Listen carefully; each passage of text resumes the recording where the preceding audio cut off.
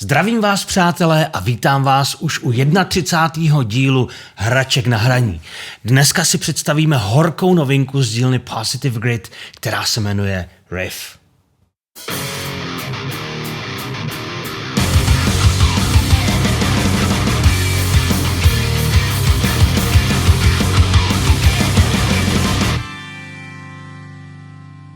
Výrobky firmy Positive Grid asi není úplně nutný nějak detailně představovat, protože si myslím, že většina z vás to zná.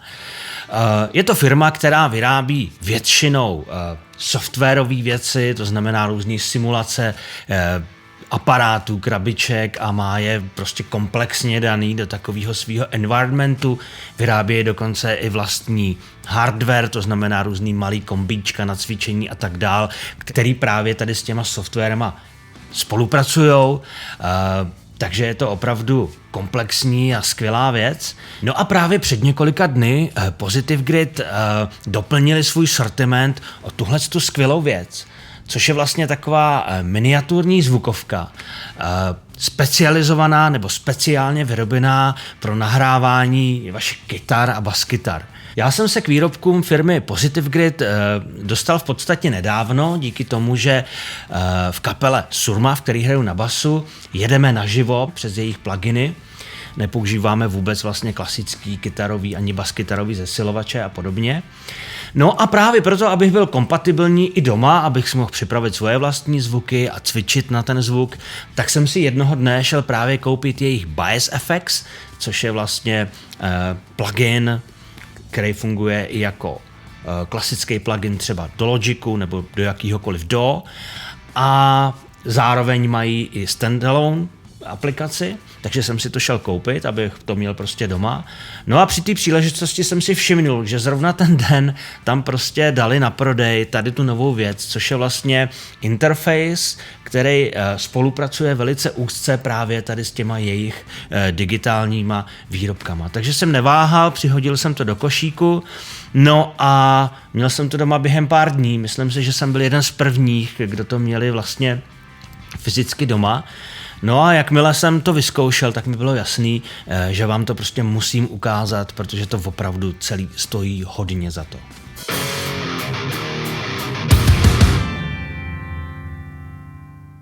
Než vám to celý ukážu, jak to vlastně funguje a jak to hraje, tak vám řeknu pár technických věcí, které byste asi měli vědět. Riff je vlastně zvuková karta s jedním nástrojovým vstupem a výstupem, stereofonním velkým jackem, takže máte stereofonní výstup a zároveň je tam ještě výstup na malýho jacka na sluchátka. Riff má v sobě preamp s fantastickým rozsahem 114 decibel, takže vůbec nemusíte mít strach, že by vám nestačil. A zároveň, pokud připojíte Riff k vašemu iPhoneu, počítači nebo iPadu, tak vám zároveň nabídne takzvaný autogain. To znamená, že připojíte kytaru, začnete na ní chviličku hrát a vlastně celý ten systém se vám nastaví tak, aby tam nebyl žádný clipping a zároveň jste měli dostatek gainu, aby to všechno hrálo, jak to hrát má. Samozřejmě ten gain si pak můžete upravit i ručně a různě s tím experimentovat, ale pro začátečníky, kteří zatím jsou v tom neumějí úplně chodit, tak vlastně tohle je naprosto fantastická funkce. Riff jakožto audio interface pracuje v rozlišení 24 bitů a až 96 kHz, takže v podstatě dostáváte studiovou kvalitu. A navíc má v sobě ještě simulace 3 různých preampů, respektive overdriveů, kterýma vy si dokážete zvuk, který si postavíte třeba v Bias FX, ještě dobarvit, dokreslit pomocí tady těch 3 módů. To si později taky ještě ukážeme. Riff navíc disponuje funkcí Direct Mode, to znamená, že pokud si ji aktivujete, tak propouští signál bez jakýhokoliv zpoždění. No a abych nezapomněl, připojuje se k vašemu počítači, telefonu nebo iPadu pomocí USB kabelu.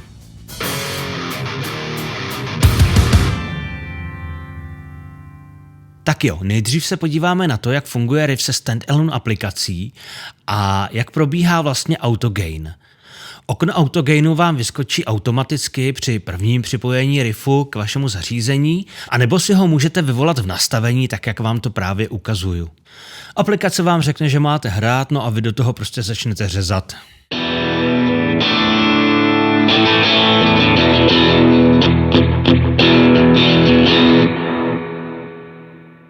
Celý se to takhle skalibruje, no a vy můžete v klidu hrát a nemusíte se bát clippingu, tedy nechtěného digitálního zkreslení.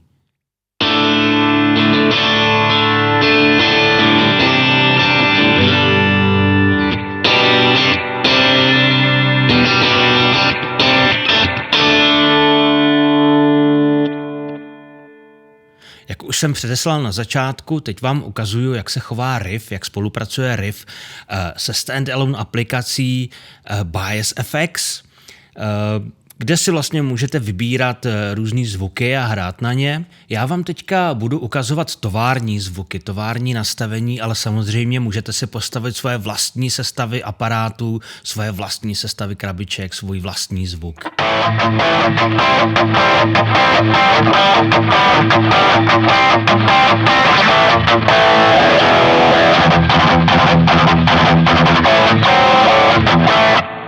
Slyšíte, že i tak to hraje skvěle, no a já myslím, že nadešel čas, abych vám ukázal, co dělají, jak hrajou ty interní simulace overdriveu, respektive preampů, jak barvějí ten zvuk.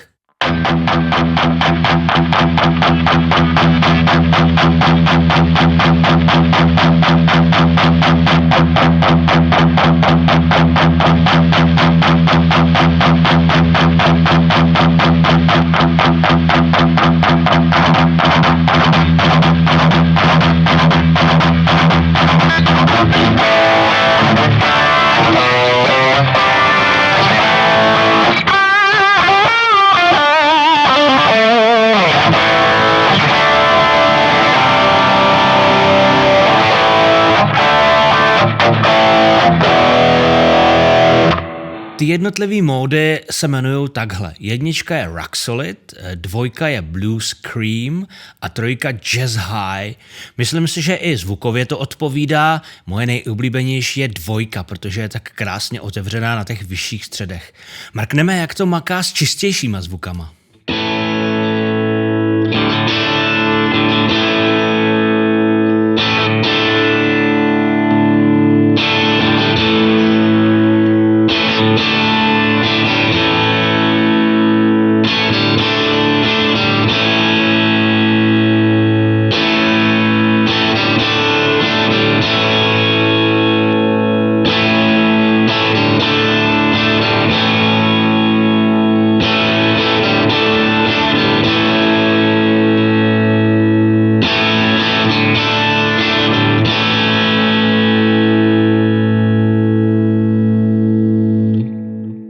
Tohle je prostě skvělý, mě to hrozně baví, protože to hraje opravdu výborně.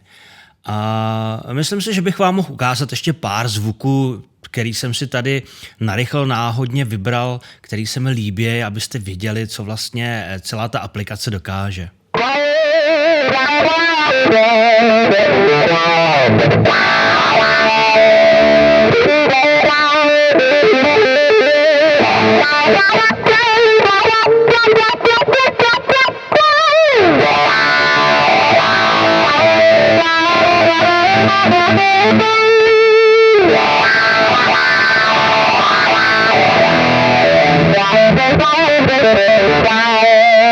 Myslím si, že třeba tady na tom zvuku vám můžu ukázat, jak vlastně funguje ta funkce Direct Mode.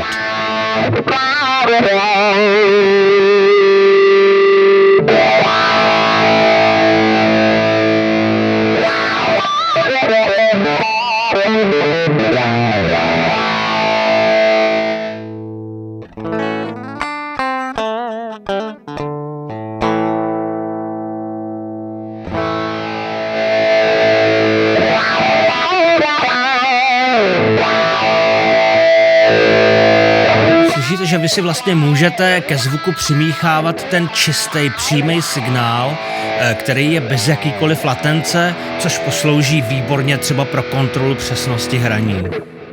Riff se ovládá pomocí multifunkčního kolečka, který funguje na stisknutí. Stisknutím vybíráte vlastně ten mód, respektive funkci, kterou chcete ovládat, no a otáčením měníte parametr. Pod hlavním displejem jsou ještě 3 signalizační diody. Ta první zprava signalizuje, že máte aktivovanou funkci tone, to znamená některý z těch preampů, overdriveů. No a ta prostřední signalizuje, že máte aktivovaný direct mod, to znamená přimíchaný čistý zvuk do toho zprocesovaného signálu. Vidíte, že když ho přidám, jakmile pohnu kolečkem a přidám direct mod, tak se rozsvítí ta modrá diodka. No a poslední dioda vlevo signalizuje sílu signálu, respektive clipping. To znamená, pokud jste v zeleným, pokud ta dioda svítí zeleně, tak jste v pohodě. Víte, že ten signál je bezpečně pod tím kritickým bodem. Jakmile dioda začne blikat červeně, začíná se objevovat clipping, to znamená zkreslení signálu. Ten clipping na vstupu nemusí být vždycky úplně na závadu, dá se to vlastně využít i pro vybuzení signálu. Pojďme se podívat ještě na pár zvuků, který Bias FX nabízí.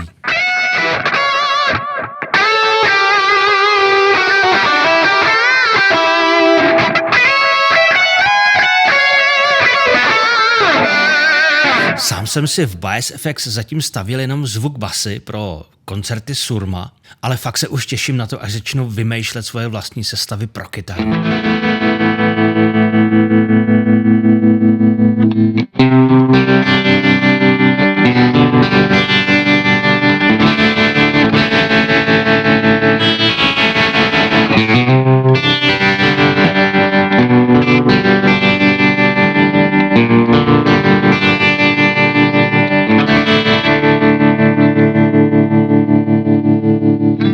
Mám pocit, že jsem zatím projížděl většinu zvuků, které jsou spíš mono. Já zkusím najít něco, co je stereofonní, abyste věděli, že funguje i to stereo. Jo, to je ono.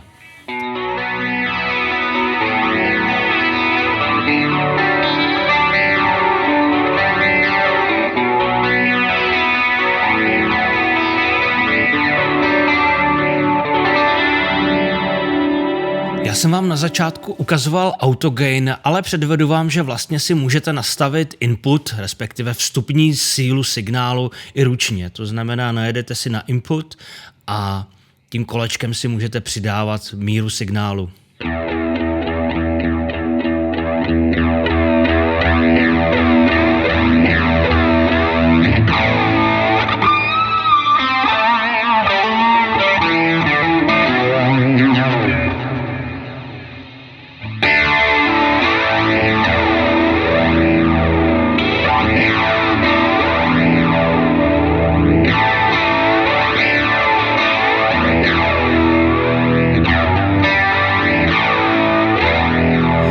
To samé samozřejmě funguje i na výstupu.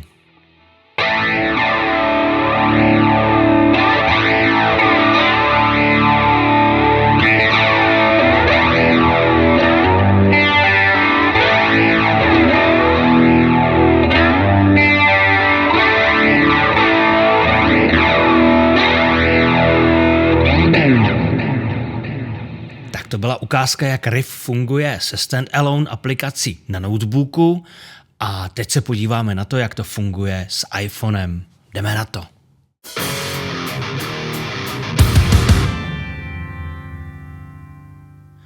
Teďka uvidíte, že vlastně to zapojení, respektive napájení funguje úplně stejně jako u notebooku. To znamená, Riff nemá žádný externí napájení, napájí si to přímo z USB konektoru.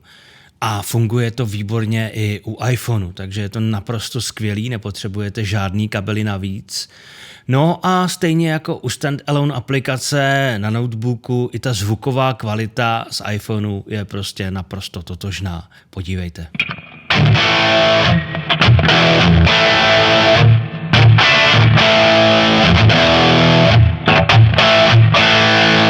No a samozřejmě i na iPhoneu funguje již několikrát zmíněný autogain, to znamená vyvoláte si v menu nastavení, zmáčknete nebo tapnete si na autogain a jedete.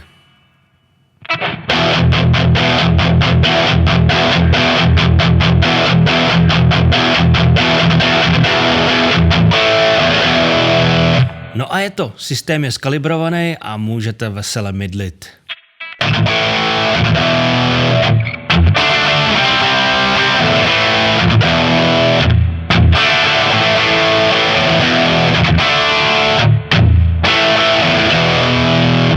ovladatelnost mobilní aplikace je na stejně vysoký úrovni jako u té počítačové a to se nebavím o zvuku, který je prostě taky skvělej, protože samozřejmě ten zvuk zajišťuje hlavně Riff.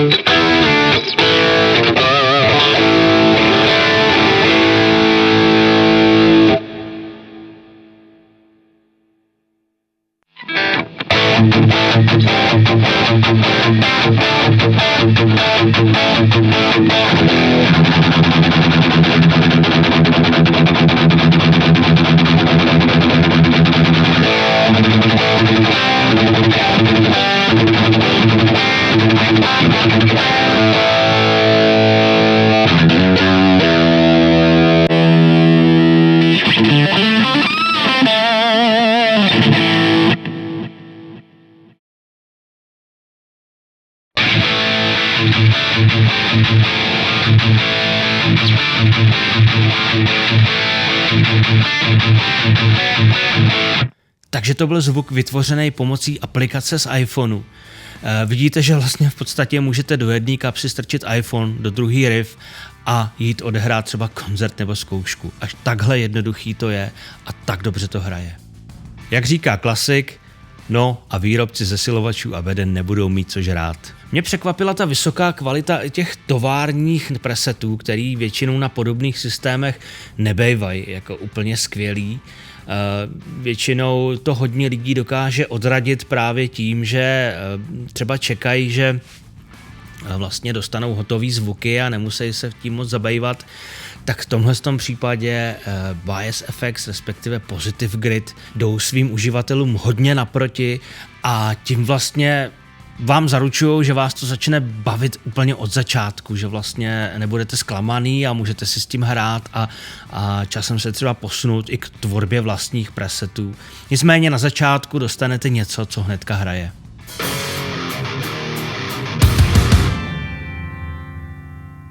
Tak a je to. 31. hračky na hraní jsou úspěšně za námi. Já doufám, že se vám tahle skvělá hračka, která mě fakt hodně chytla, že vás oslovila stejně jako mě a třeba do ní půjdete. Já vlastně, jak už jsem říkal, mým prvotním impulzem bylo vlastně to zaexperimentovat s tím, že bych možná používal právě softwarové věci na živý hraní. Protože pokud vás bolí záda stejně jako mě, tak se to může hodit, nemusíte tahat těžký aparáty. Je to vlastně podobný, jako když hrajete třeba na Kemper nebo Fractal ale v tomhle případě je to ještě miniaturizovanější, je to prostě mrňavý, můžete hrát třeba klidně jenom tady s tím a s iPhonem, nebo třeba s iPadem, nebo s takovýmhle malým notebookem. A to je věc, kterou vlastně já jsem řešil už nějakou dobu a budu s tím teďka nějakou dobu experimentovat a uvidíme, jak se to osvědčí a jestli je to vlastně použitelný, ale podle toho, co už jsem zkoušel, tak si myslím, že 100% je. Takže to byl Riff. No a jako obyčejně, pokud se vám líbí to, co tady dělám, tak nezapomeňte dát odebírat můj YouTube kanál, učiníte tak tady dole pode mnou v popisku videa a nezapomeňte na ten zvoneček, ten vám řekne, že je venku něco novýho. Mrkněte na všechny moje sociální profily. Mám webové stránky, jsem na Instagramu, jsem na Facebooku. Komentujte, lajkujte, no a někdy v létě třeba jenom s iPhonem a Riffem v kapse na nějakých festivalech, ne? Tak se mějte. Čau.